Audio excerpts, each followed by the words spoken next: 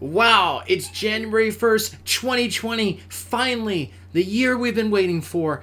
All types of things that have been so anticipated for so long are finally going to happen. It's the year of the Olympics in Tokyo. I've been waiting for this all my whole life. And you know what? Not only that, it's the year of gaming. We're going to have so many games that we've been waiting for so long finally come out in the next couple months. Final Fantasy VII, Last of Us, Cyberpunk. No more delays, no more issues. It's going to be nothing but perfection. Nothing could go wrong. 2020, I am just going to predict it right now, is going to be one of the best years ever.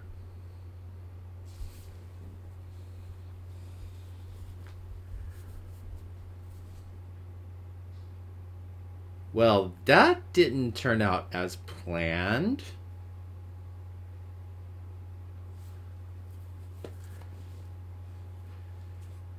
Hi everyone, Matt here from the Railway Gaming Matt channel, and it's time to talk about the first half of 2020. This is part one of my 2020 mid-year series. This first one's going to talk about, of course, the first half of the year. I'm going to talk about some of the news and the games that has excited me and made me very happy this year.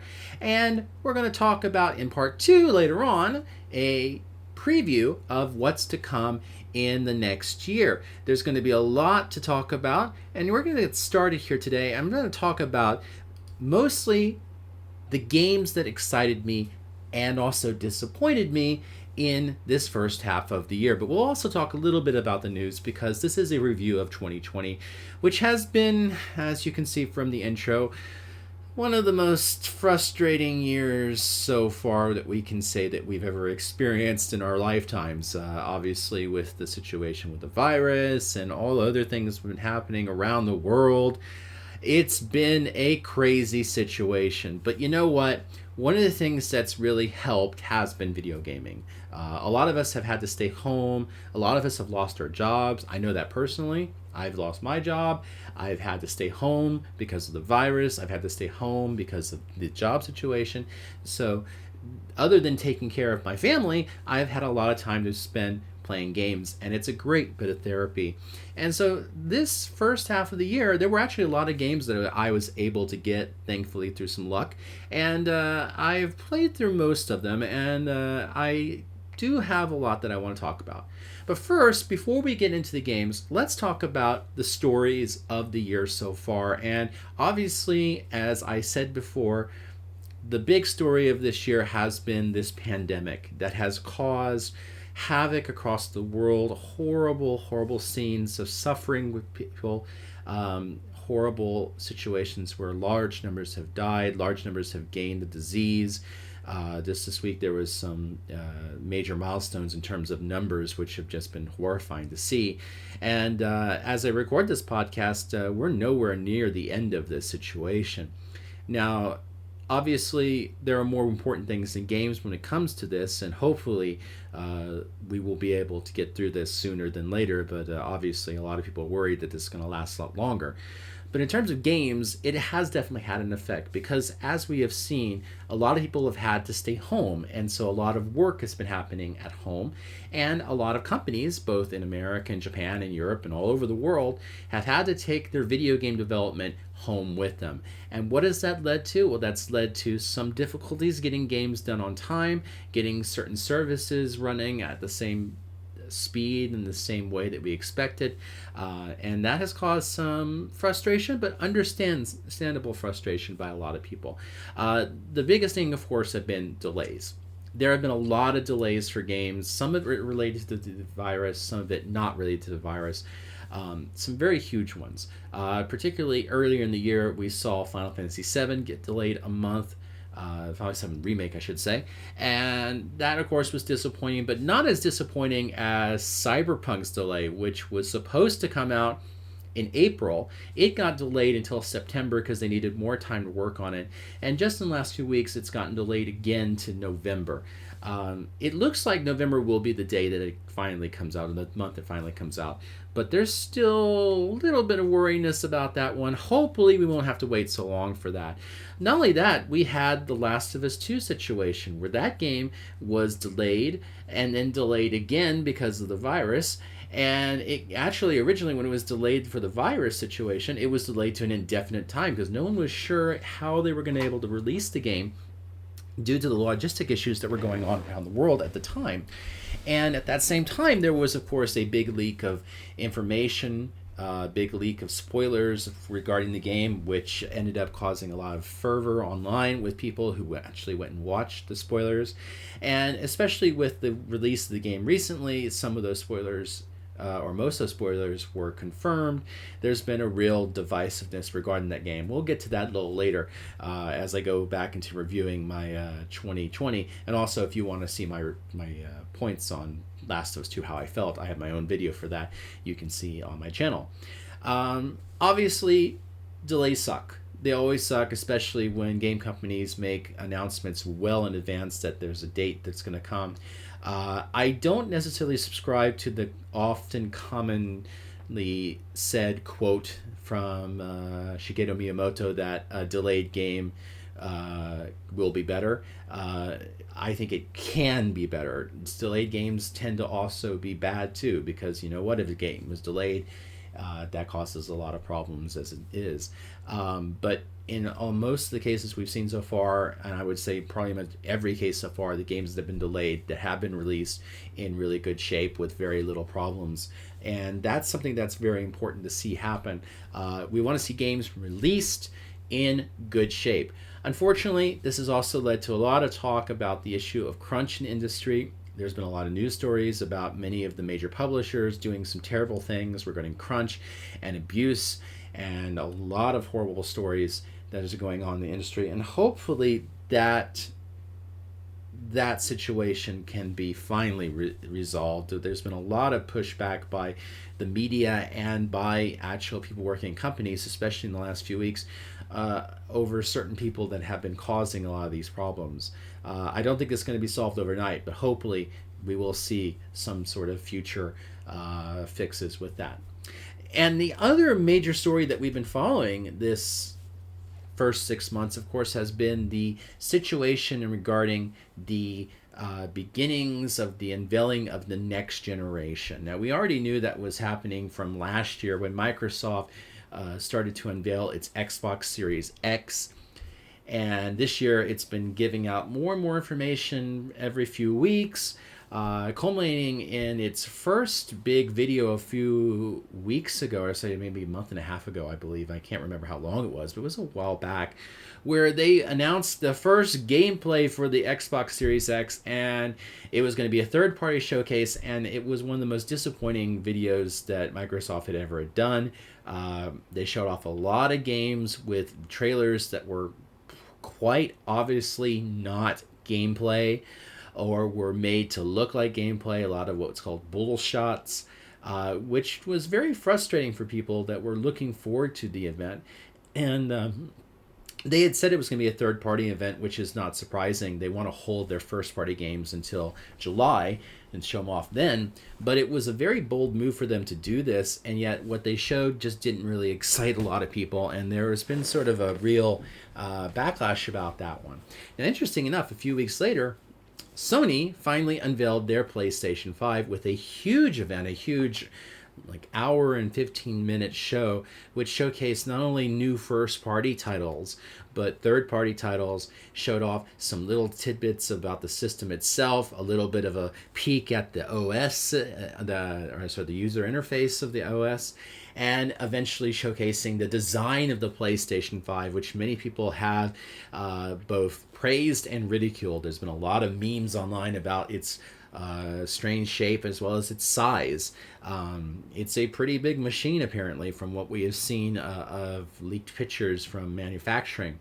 But the response to that video was almost universally praised, because we got some information on games that people were hoping for. We saw a new Ratchet and Clank game. We're seeing a new Spider-Man game, Miles Morales, being prepped for release and launch.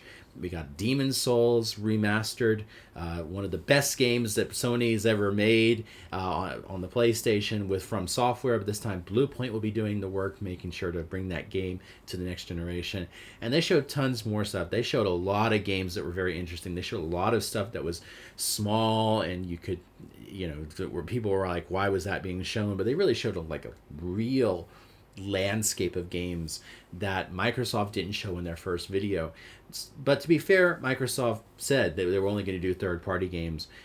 So it's going to be interesting to see what happens next month, or later this month, since it's now July, when Microsoft has their big first-party unveiling. We still don't know a lot of details. We still don't know prices. We do know that there are two systems of the PlayStation, a disc-based one and a digital-based one, which I think is a great option. Regarding the Series X on Xbox, we know that the main Series X system exists. There's a lot of rumors that there's going to be a smaller version. I believe it's called Lockhart or something like that. And no confirmation of that, but it's been pretty much a big rumor that's been going around for a long time. It'll be interesting to see if Microsoft announces that. But yes, no prices, no release dates, other than they say that they're still all on track to be released in the fall. Let's see if that happens. This whole situation that's been going on in the world has caused a lot of delays for everything, so I wouldn't be surprised if that happened. But that was the news for the year. Now let's talk about the games that really interest me this year. And there were quite a lot of games that have come out that were really exciting. And some of them were actually just remakes of old games, which kind of surprised me. There were a lot of remakes that really interested me, but there was a lot of good new stuff as well. Let's start off with my favorite first game of the year, a remaster of one of my all-time favorite games, Tokyo Mirage Sessions Sharp FE for the Switch, which was called Tokyo Mirage Sessions Sharp FE Encore. Now, this was an RPG that was originally billed to be Shin Megami Tensei Cross Fire Emblem. When it was first announced on the Wii U about 8 years ago, I think it was. And when the game finally came out, it actually turned out to be more of a Persona Cross Fire Emblem game, set in a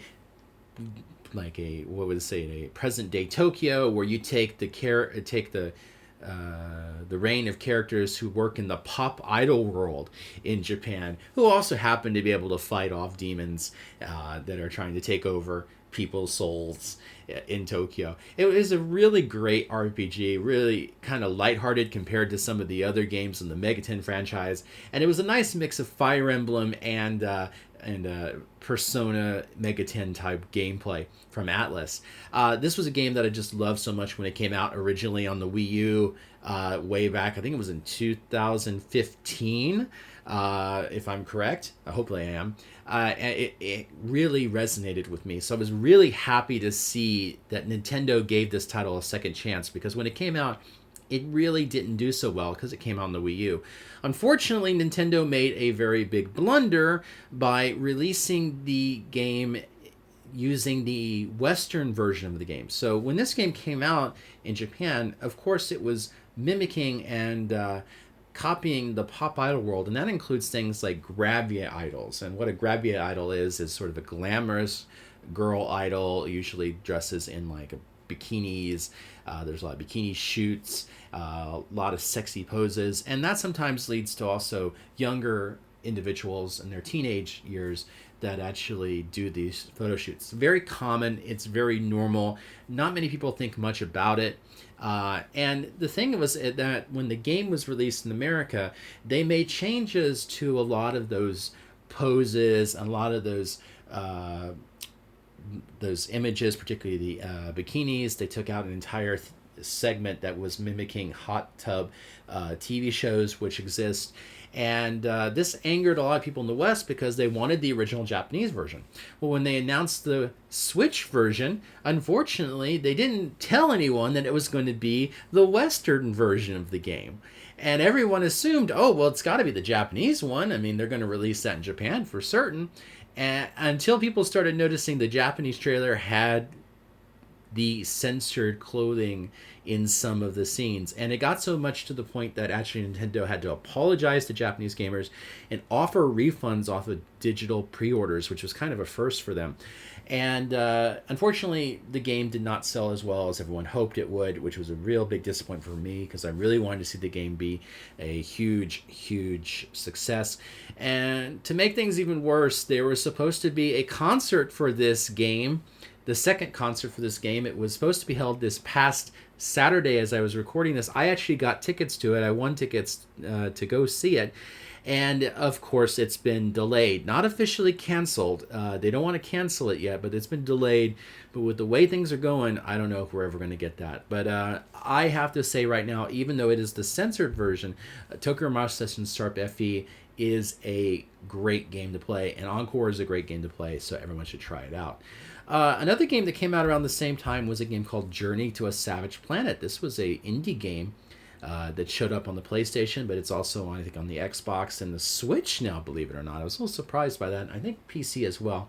And it's a Metroid Prime style planetary exploration game with a lot of comedy to it. And this is a game that really came out of nowhere. I didn't know it existed when it was released. A friend of mine said, "Matt, this looks like the game for you." I love exploring planets. I love doing space exploration games. And this was one of those games that really hooked me. It's still a game I need to finish, but I love every bit of this game. It has, again, that first-person Metroid Prime look and the feel and the fighting and having to get upgrades. And there's a lot of comedy to it. There's especially these really funny video segments and commercials that you actually have to watch for some reason in the game.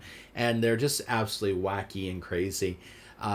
This is a pretty big surprise for me, and so far it's been one of my big surprises for 2020. So when I look at the future about what could be in my top 10 list this year, Journey to a Savage Planet will definitely be there. Next I want to talk about quickly is a game that technically bought last year as an early access, but it was finally released this year, and that was Dreams. Dreams, of course, is the great game from the people that made Little Big Planet, where you can basically create your own game. And this has been a really fun title to play. It's been really fun to play other people's creations because it's incredible how deep and detailed people can get in making their games and making their projects. It was a very ambitious title, and while it came out with less fanfare than I think it should have, it's definitely grown a nice little following. I happen to like it a lot. And as I record this today, we just learned that next month it's going to get VR support. So this game is going to keep on giving. It's a great title. There's a lot of stuff that you can play in it. Highly recommended it. If you can get it anytime, definitely pick that one up.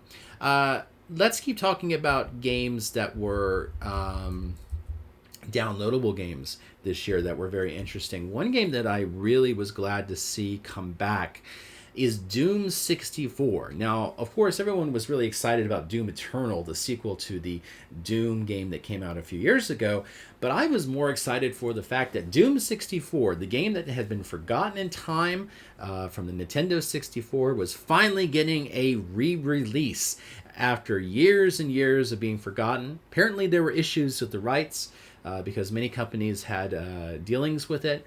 But finally, that was all sorted out, and the game was released at the same day as Doom Eternal. I was a little disappointed because Doom was actually delayed from last year to this year, and that also delayed Doom 64.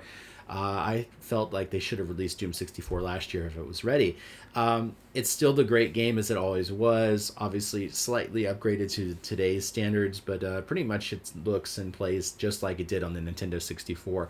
It's a really, really good version of Doom, of classic Doom style gameplay, and I really, really highly recommend it. If you haven't checked it out, it's really cheap. It's like $5. It's really worth it. And if you have Doom Eternal, you get that one for free. So I was really happy to see that one come out. Another game that really surprised me that I wasn't expecting much about was Streets of Rage 4. This was a game that I forget the studio who made it. So I apologize, it's off the top of my head right now, but it wasn't Sega. It was some other studio who got the rights to it, which you'll see in a minute is not the only game that's concerns.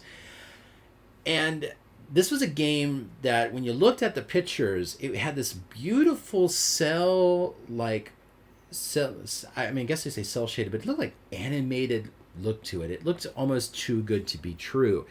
And being in that it wasn't being made directly by Sega, I was a little worried. Could they actually replicate the gameplay and make it fun? Not only did they do that, it's one of the biggest surprises this year. It is very well done. It is an absolute 100% deserved to be sequel to the Streets of Rage series. Streets of Rage 4 is just a lot of fun. Has all the great characters you remember from the past, and looks beautiful. It plays great. It's a tough game. It's a great brawler.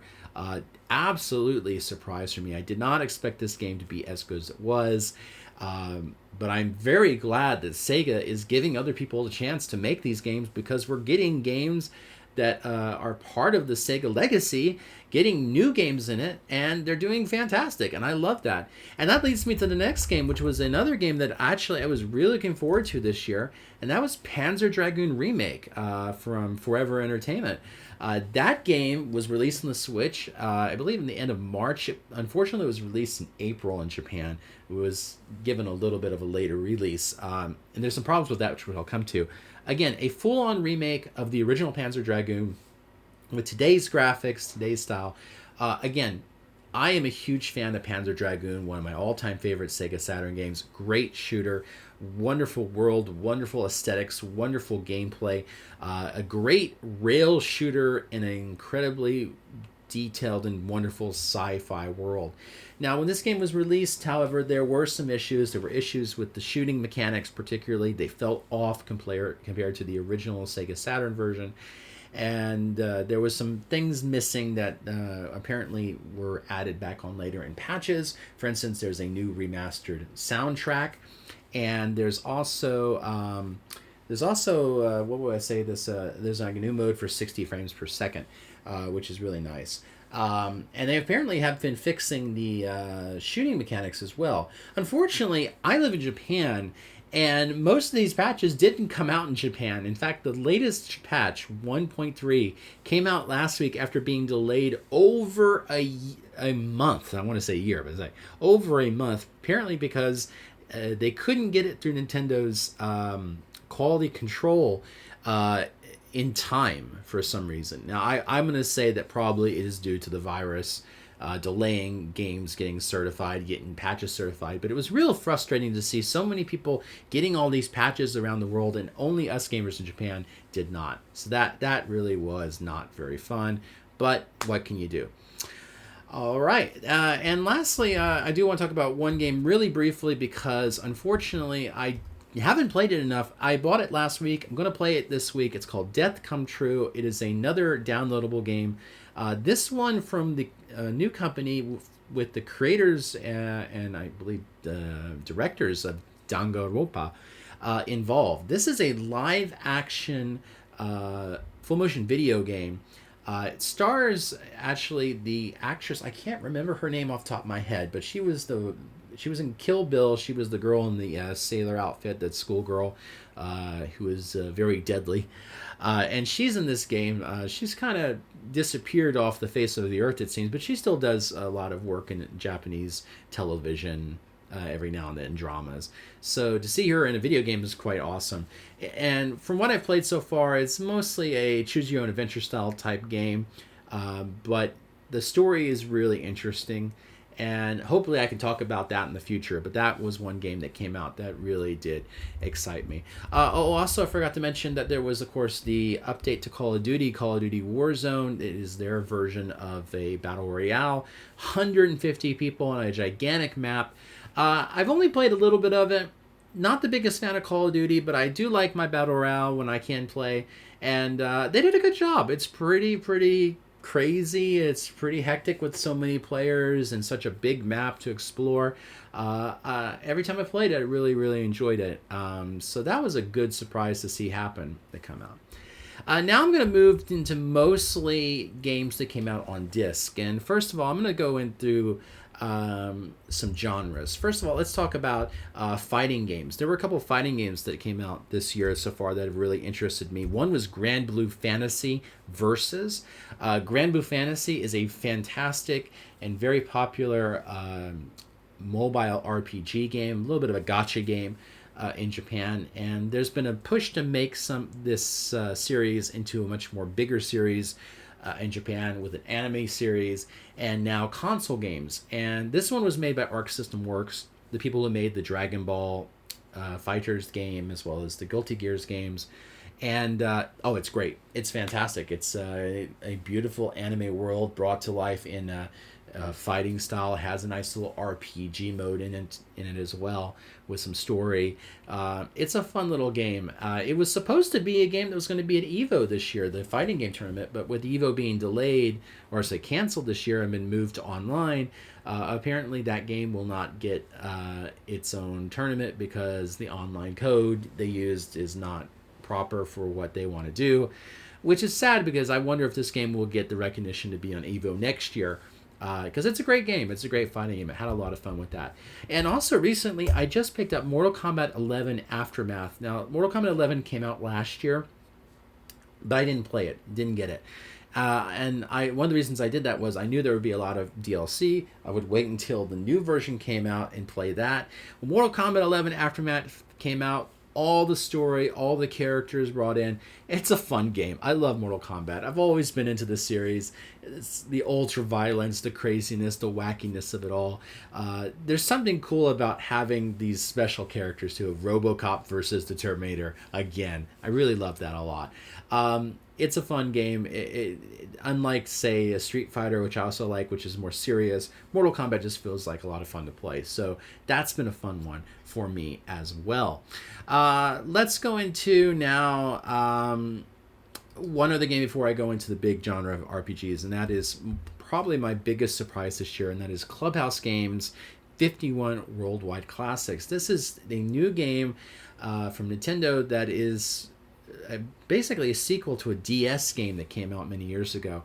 It is a collection of 51 classic board games, card games, metal toy games such as Robo-Boxing, games like Connect 4, so to speak. It's actually called Connect 4 in the Japanese version of the game. Card games like Texas Hold'em and Blackjack, other board games like checkers and chess, mahjong, Hanafuda, one of my favorite Japanese card games of all time. And you have 51 of these games, as well as a piano. Why piano? I don't know, but it makes 52.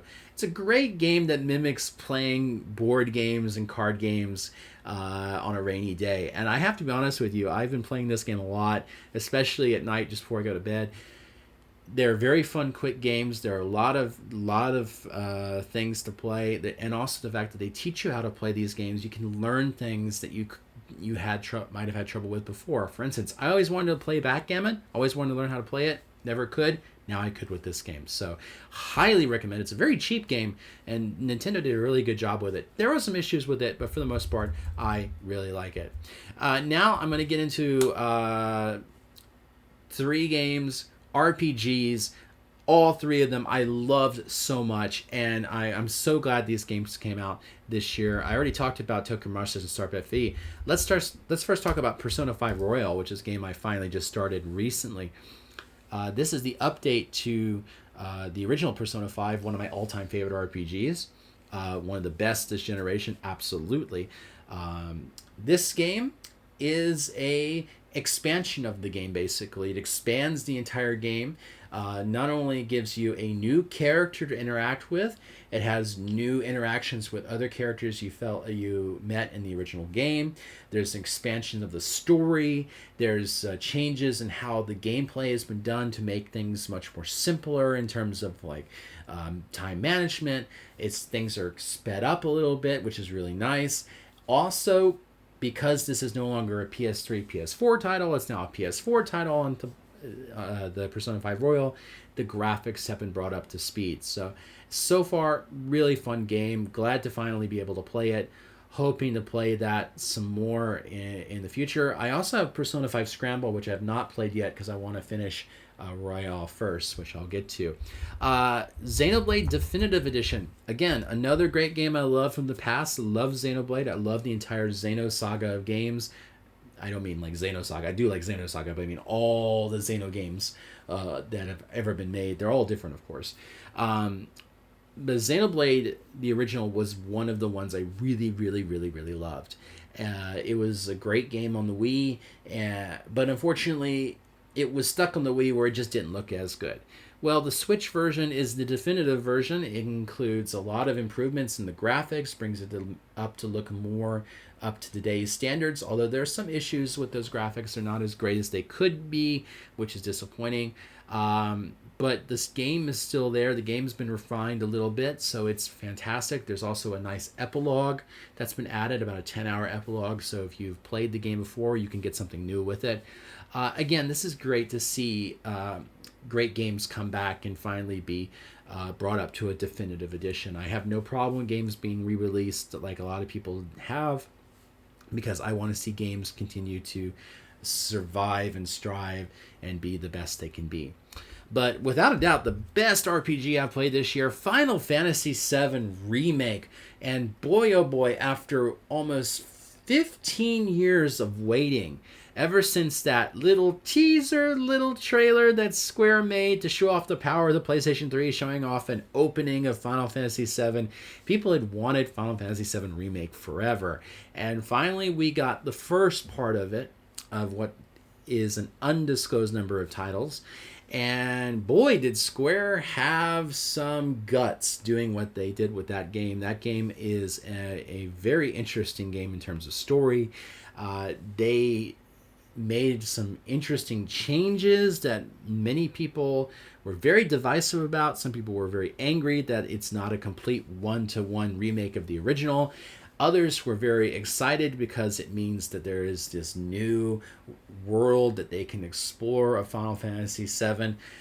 Personally, I felt it's a very bold move. It's a crazy move. I usually don't like it when they do it, but I think that in this case, Final Fantasy VII was never really one of my favorite titles.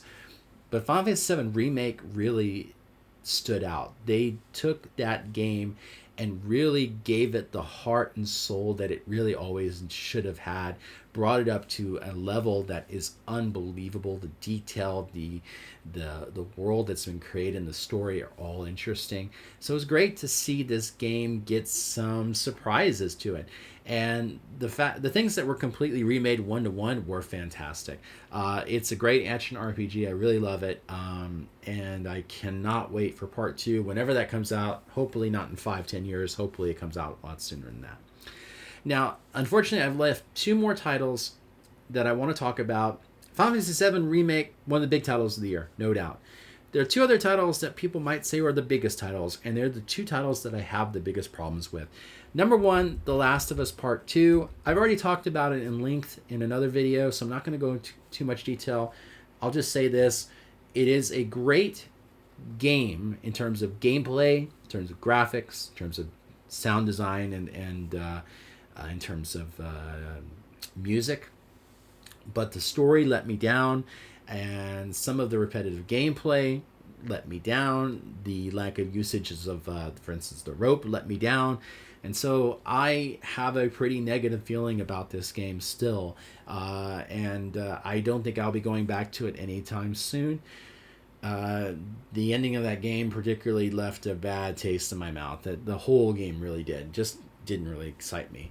And the other one is a game that I was slightly excited for. It's my daughter's favorite game. I'm really happy for her that it's her favorite game. It's Animal Crossing New Horizons. Again, this is another great game, actually. It's got a lot of customization because this is sort of a life simulator. You're simulating building up your house and working in a community and of this community of an island of other animals, and you're a human there, and you have to pay off loans, and you got to design your house and just have a lot of fun there. It's a great little game, and all the customization make it really, really special. But the problem I have with this game, and the reason why it's on my not very, very, very good list, is that if you play this game as a second player or a third player or a fourth player, because of the way that Nintendo designed this game where each Switch can only have one island, they also designed it where only the first player on the island can advance the story and do any of the story missions. That starts up the game, that gets the island going. And what that means is that if you're a second player, you can't contribute to that story. You can't contribute to help with those situations. And you're basically left at the mercy of the first player to complete all the tasks so that you can play the game that you want to play. It's a completely different game, basically. The first player gets all this stuff that they can do, and the second player can only play like the basic Animal Crossing. And also, here's the thing. If the first player doesn't finish a part in the story, and your player gets to a certain point, there's nothing for you to do except for the mundane tasks in the game. And that was very disappointing. So I was really disappointed by that. I think it's a great game. Like I said, Last of Us 2 again, it's a great game. They both have reasons that they should be praised for the greatness of them, but I definitely had issues with both of them. So I doubt we're going to see those two on my top 10 list at the end of the year. But as you can see, there's already been a lot of games that have come out that have really excited me, and I can tell you that some of these games will definitely be on my list at the end of the year. Some of them will not be. But so far, the first 6 months of 2020 have been really, really interesting. And as for gaming, it's a transitional year, so there's a lot of good and there's a lot of bad. So hopefully we will see some more good stuff come from the world of gaming in the next few weeks and months. But until then, this has been my recap of the first 6 months of the year. But don't wait too far, because guess what? In a few moments, my turn, I'm going to be going ahead and making a second video, which you'll be able to see soon, about the second half of 2020. I'm going to talk about the games that we know are coming out. I'm going to talk about the games that might come out, that interest me, I should say. And I'm going to give a few predictions on what I think is going to happen over the next 6 months. It's going to be a very interesting second half of 2020, hopefully much better than the first half. But until then, as always, if you like this video, give it a like. Please subscribe if you'd like to see more. If you don't like, it's okay to dislike. That's fine. I need to know how I can improve. And just go out there, be safe. As always, these things, these masks, these are very important. Go ahead and just put on one of these masks when you wear outside. There's a lot of people in the world that are not doing it. Come on. It's not the end of the world. See, it's a simple thing. You do this, you help people with their health. So I hope that you do so too. Anyway, stay safe. Looking forward to the next video. Hope to see you there. Take care. Enjoy your gaming. And see you soon. Matt, Real Gaming Matt, out.